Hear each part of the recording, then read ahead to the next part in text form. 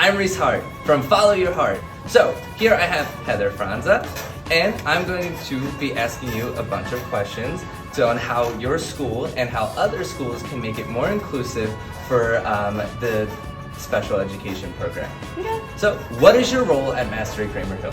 Okay, so I am officially a 3rd through 8 autistic support self-contained teacher. Previously, I was kinder through 2nd. Our program has grown so much that we've now expanded it to have kinder through 3rd and then 3rd through 8. Now, do you feel as though students with disabilities are properly recognized within your school? So yes and no. I think that because we're a fairly new program, with any new program that comes into the building or comes into anything, it takes a little bit of time for people and for students to get acclimated within the school building, within the school community. I think our school has done a wonderful job with building our program, and I think we every year come up with better ways to build a more inclusive environment. So I think we're moving towards a really positive, inclusive setting. Awesome. So now let's cut out budget completely. We're Sure. going to completely ignore that budget is a thing, because I'm totally aware that it's Right, a thing. absolutely. I would say if you weren't considering budget, how would you personally change the program at this school?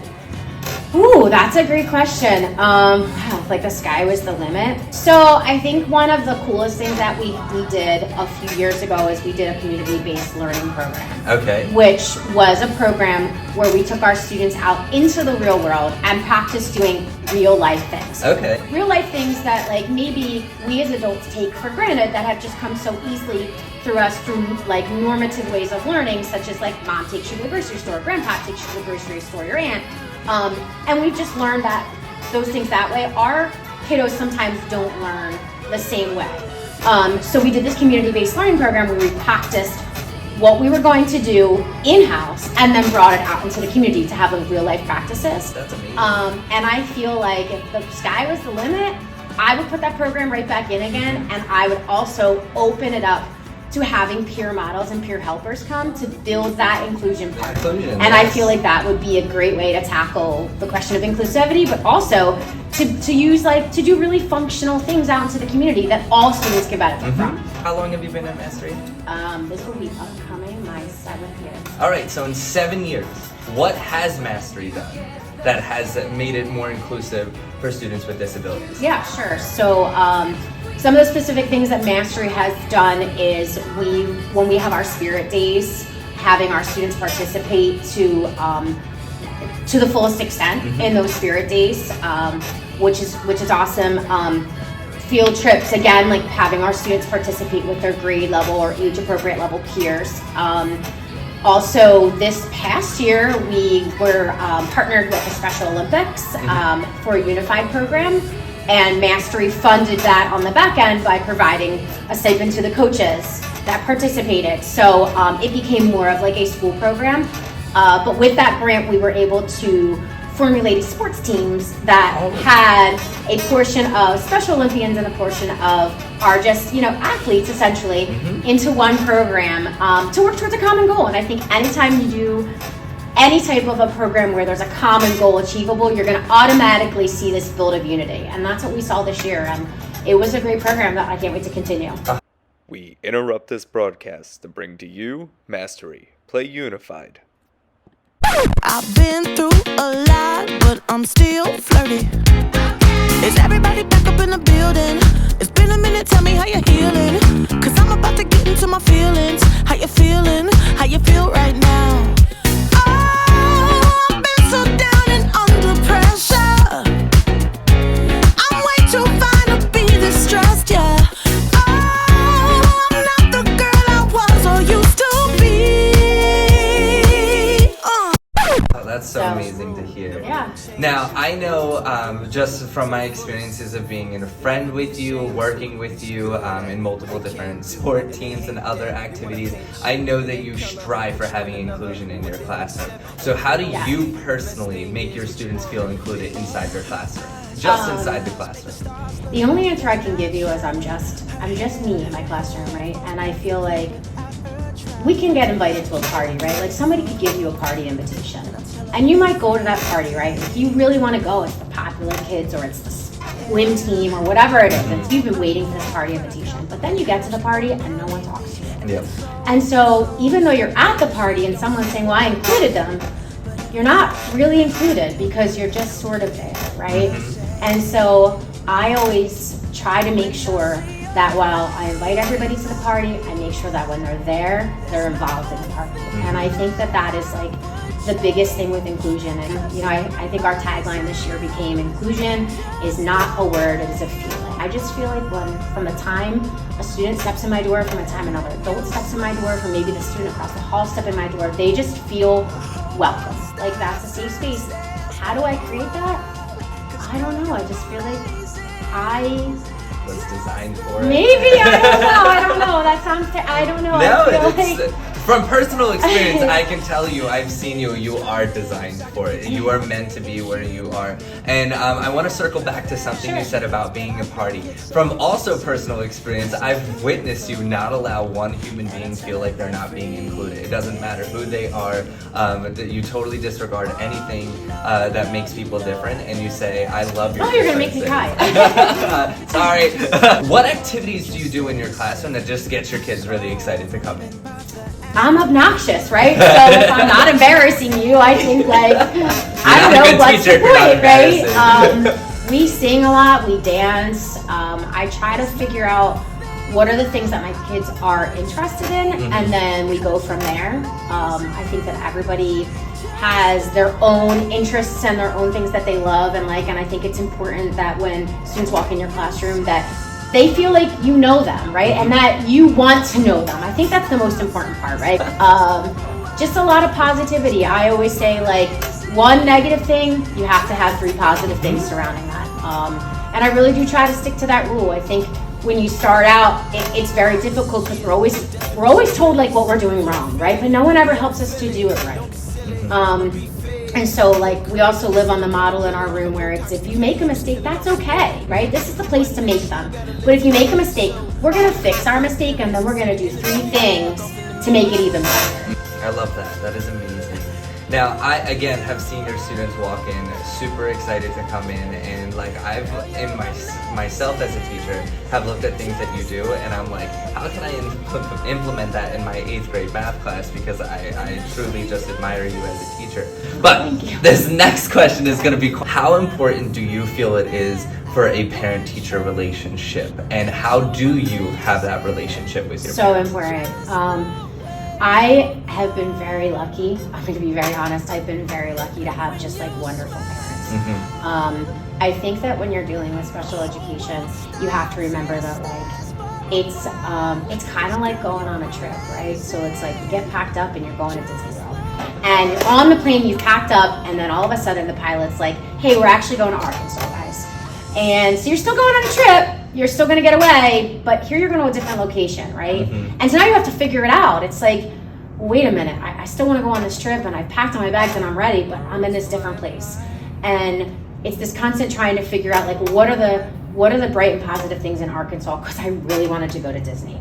And so I think when you're creating these relationships with parents of kids with special needs, you have to remember that, you know, they just got picked for this, right? Like they didn't ask for it, and it's really hard and it's really challenging. And while they're so happy to have their children, it's really difficult to accept that they're not going to Disney World.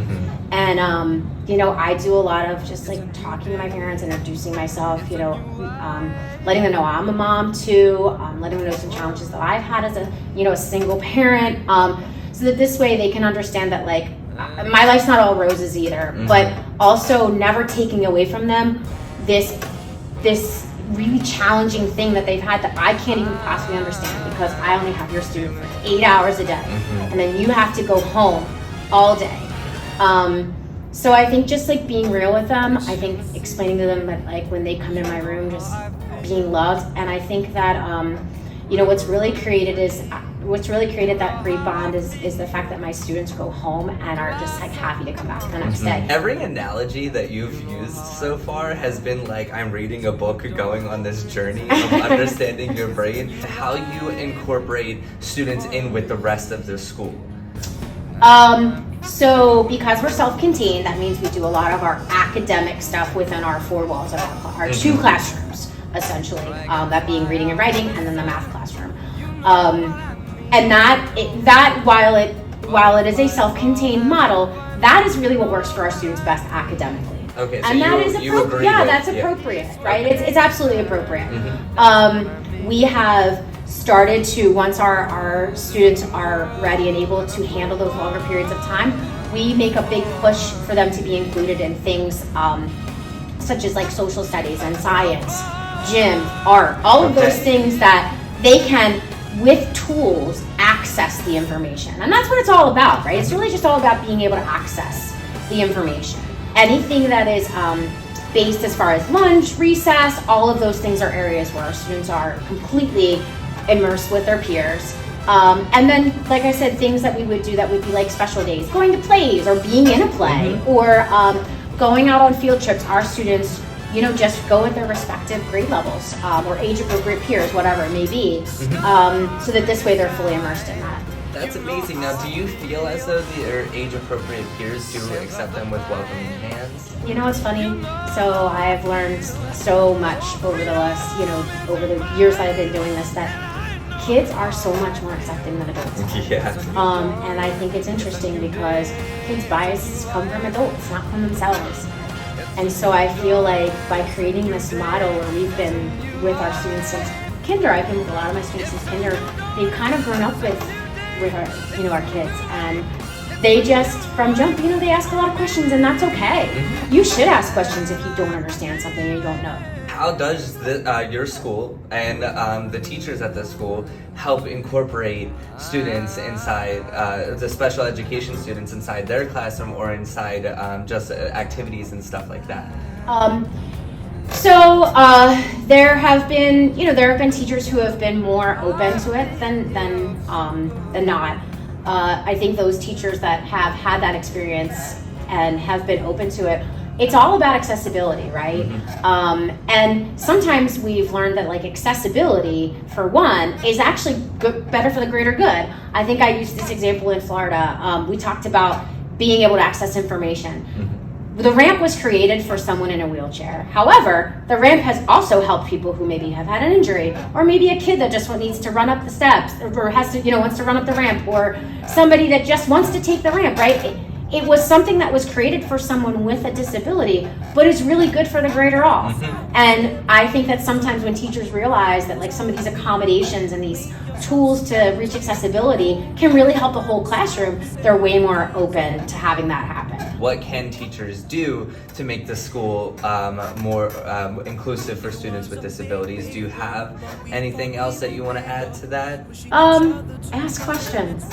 It's okay to ask questions. And that goes to anything. Anything, right? It's okay to ask questions, and it's okay not to know, and it's okay to fail and to make a mistake. The aides, I'll tell you what, my aides are a great resource. They know my kids better than I know the kids.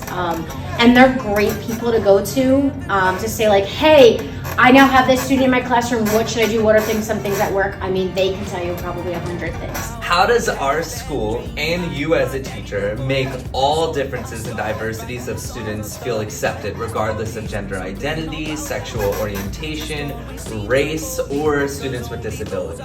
So I'm going to quote a student actually, because when filling out a grant form for the Special Olympics, there was a question on there that asked pretty much the same thing. And so when I went to fill it out, I wrote up a pretty much a dissertation on how we have created this feeling of inclusion.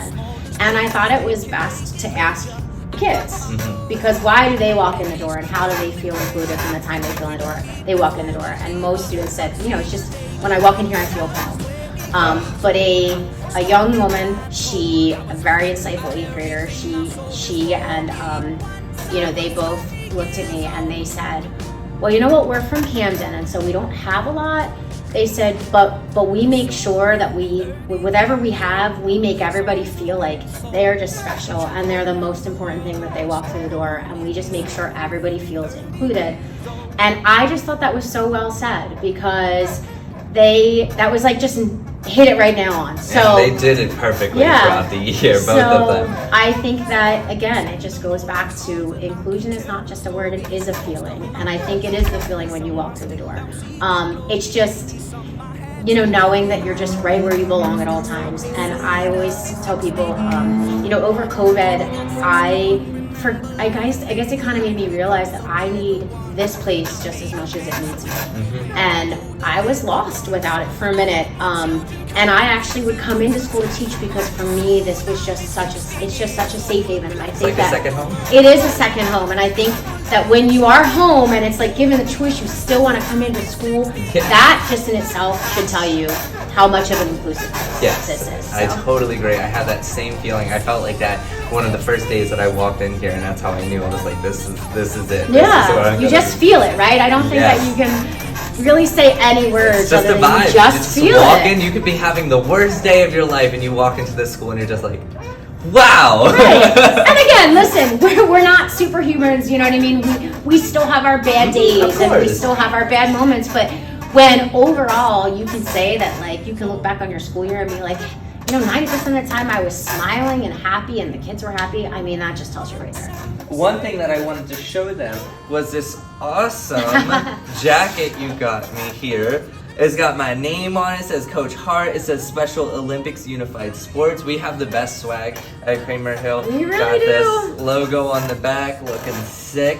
And since you got me this, I wanted to give you a little something. Aww. I made you one of our Thank you. Educate Don't Hate shirts. I love There's it. only going to be 10 of these, which means you get the second one. Oh, thank you. Can I hug you? Yes, Okay. of course. I'm a hugger. Huggsies! Oh, thank you. And thank you so much for having me. Yes, I of think course. It was great. Thank you. And thank you so much for watching. I hope that your school or other teachers can pull information from our interview and implement it in your classroom or at your school to make things feel more inclusive for all students, regardless of their diversities. Also, just a little side note, if you are somebody who is subscribed to Mr. Hart's page and you would like more information about the Unified program, please feel free to, DM him and he can get back to me, and I would love to present you with that information because I think it's such a wonderful program and every school should have it. Oh, hey y'all, what's up? You're in the Hart House. I just wanted to send a big thank you to Miss Fronza for doing this video with me, and to every single viewer who decided to take the time to watch it. You have no idea how much it means to me and everybody who is trying to make their brain a little bit bigger. So thank you again for watching, and I apologize for the squeaky chairs. Those chairs will not be used. Bye.